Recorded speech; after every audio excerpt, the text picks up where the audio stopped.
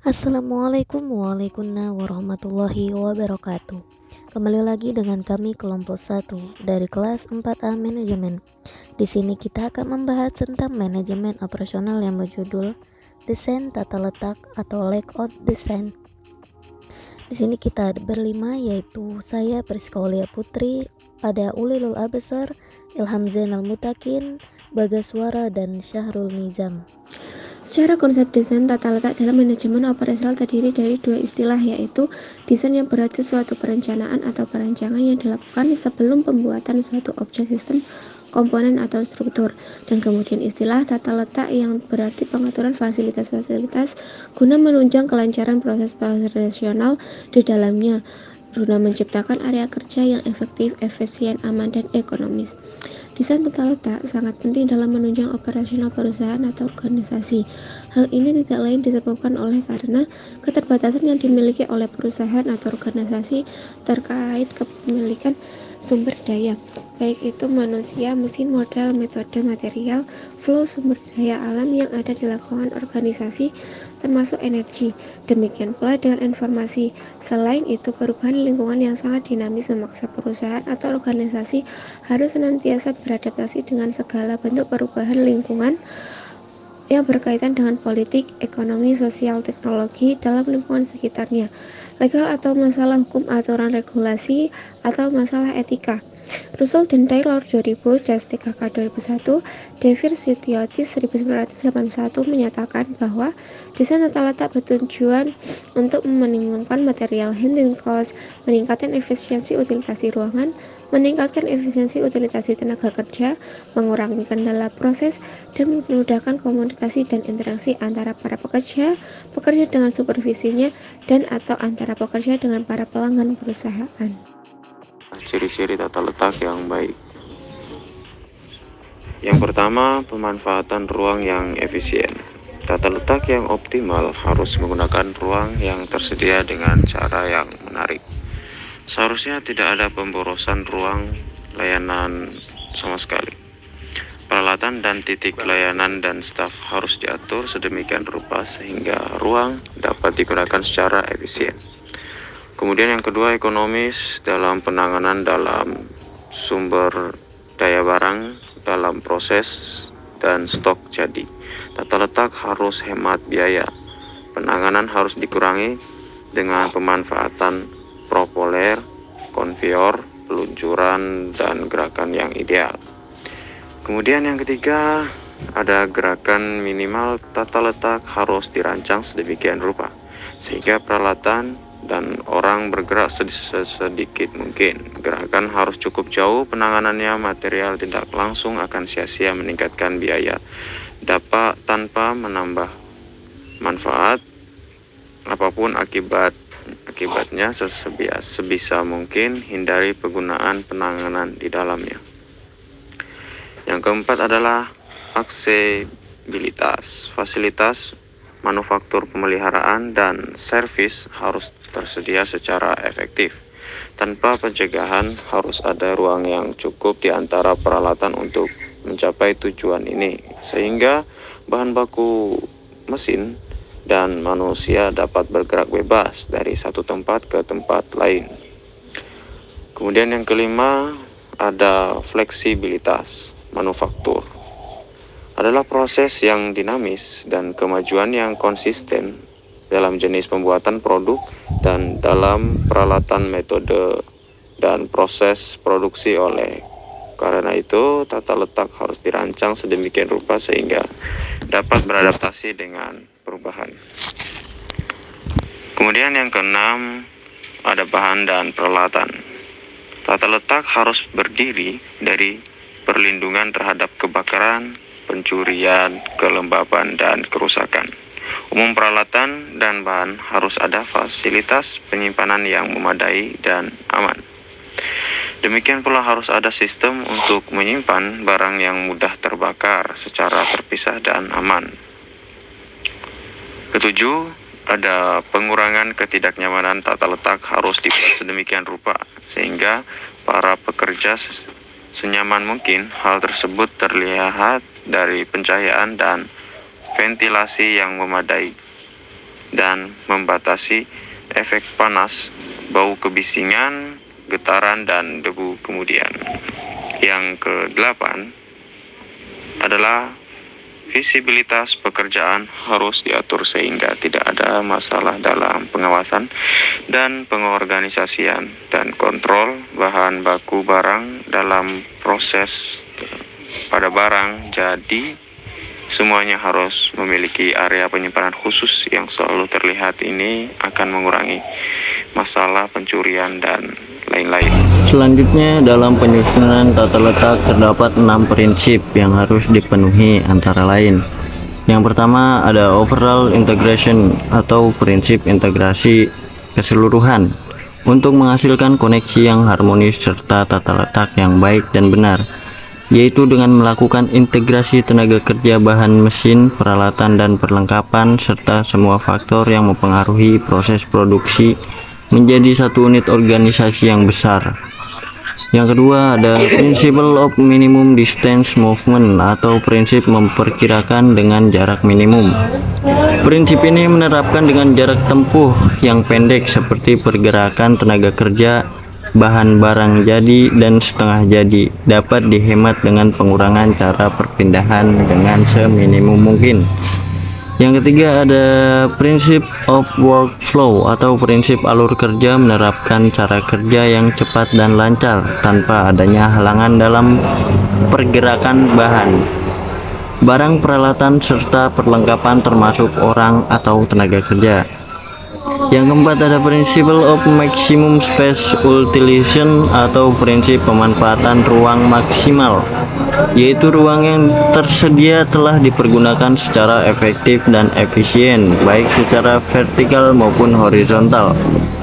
Yang kelima ada principle of satisfaction and safety, prinsip kepuasan dan keamanan, yaitu prinsip yang menciptakan rasa puas dan keselamatan dan memberikan rasa aman dengan tidak menimbulkan kecelakaan kerja. Dan yang keenam ada principle of flexibility atau prinsip fleksibilitas. Prinsip ini yaitu dapat melakukan penyesuaian akibat perubahan dalam hal pengeluaran yang dihasilkan sehingga dapat meminimaliskan biaya operasi produksi. Biaya yang berkualitas harus sesuai dengan jenis pelanggan koperasi termasuk hubungannya dengan para pemangku kepentingan, dana yang tersedia serta jenis perusahaan atau organisasi dan pelayanan yang diterapkan. Terkait dengan hal ini terdapat beberapa tipe yang berkaitan dengan kekuatan yang disesuaikan berdasarkan kebutuhan guna memperlancar arus kegiatan produksi perusahaan dan mendorong terjadinya produktivitas. Dalam pembahasan ini kami merangkum 5 tipe yang berbeda dengan letak yang dikembangkan dari 4 tipe dasar tata letak, yakni dengan menambahkan combination layout yang sering digunakan dalam praktek secara umum. Mari kita lihat contoh tipe-tipe tata letak tersebut. Yang pertama ada tipe tata letak proses, yang mana tata letak proses mengatur alur kerja di sekitar proses produksi dengan mengelompokkan sumber daya berdasarkan proses atau fungsi yang serupa. Tata letak ini dapat ditemukan di perusahaan yang menggunakan sistem pemrosesan intermittent.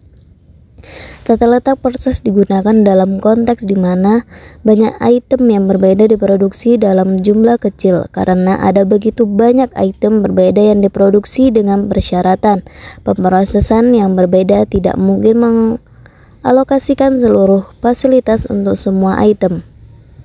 Lebih efektif mengatur sumber daya yang berdasarkan fungsinya. Produk kemudian dipindahkan dari suatu sumber ke sumber daya berikutnya sesuai dengan kebutuhan khusus mereka.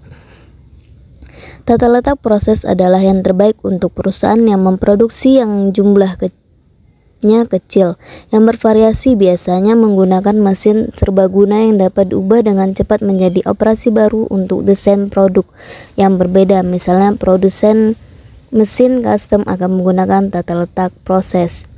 Yang kedua, ketika semua peralatan dan mesin pemrosesan diposisikan sesuai dengan urutan operasi produk. Jenis tata letak ini dikenal dengan tata letak produk. Fokus utama tata letak operasi mengenai produksi atau perakitan yang diperlukan untuk suatu produk atau beberapa bagian yang diproduksi dan dirakit.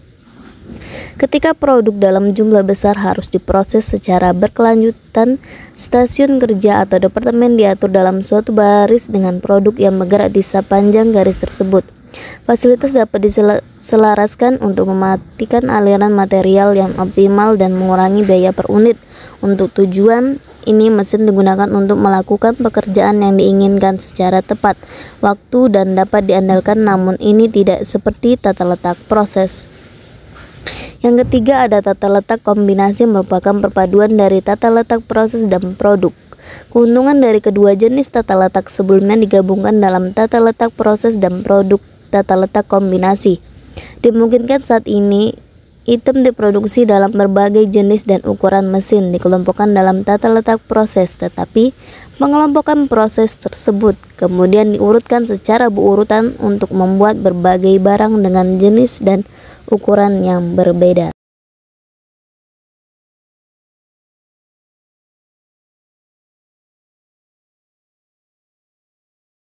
Yang keempat, ada tata tetap atau tata letak yang digunakan untuk perusahaan atau organisasi memerlukan tempat untuk penyimpanan seperti gudang atau alat transportasi. Yang terakhir adalah grup atau tata letak seluler. Tata letak jenis ini mengelompokkan produk atau jenis komponen yang dibuat berdasarkan kesamaan dalam proses. Berdasarkan kesamaan dalam proses, teknologi grup atau seluler dipandang sebagai strategi yang memungkinkan untuk pengendalian dan mengelompokkan yang sebanding atau terkait diuraikan dalam proses produksi itu untuk mengambil keuntungan dari ekonomi yang melekat pada metode produksi atau aliran. Dengan kata lain, dalam teknologi grup, mesin yang berbeda dikelompokkan berdasarkan persyaratan proses untuk sekumpulan produk yang sempurna atau kelompok bagian yang sebanding yang memerlukan jenis pemrosesan yang sebanding. Gugus terbentuk sedemikian rupa dinamakan dengan sel dalam teknologi sekelompok atau tata letak seluler. Sel dibentuk mengelompok sebagai proses. Proses ini menghubungkan identifikasi bagian yang memiliki kualitas yang sebanding dalam konteks desain contoh bentuk, ukuran, fungsinya. Selain itu, kualitas proses kompetitif, misalnya jenis pemrosesan yang dibutuhkan, urutan pemrosesan, dan jenis mesin yang akan dilakukan. Sebuah organisasi dapat menghindari kerumitan mengubah pengaturan saat ini dengan melakukannya. Tata letak seluler menggabungkan beberapa hasil produk dan tata letak posisi tetap selalu kerja adalah unit produksi kecil dan mandiri yang menjangkau beberapa mesin dan bekerja yang diatur dalam urutan yang keempat dan berurutan setiap sel kerja melakukan semua atau bagian besar tugas yang diperlukan untuk menyelesaikan pesanan produksi. Tujuannya adalah untuk diciptakan lingkungan tim di mana anggota tim terlibat dalam produksi dari awal hingga akhir. Oke teman-teman, mungkin sampai situ dulu penjelasan dari kami tentang desain tata letak. Sekian, wassalamualaikum warahmatullahi wabarakatuh.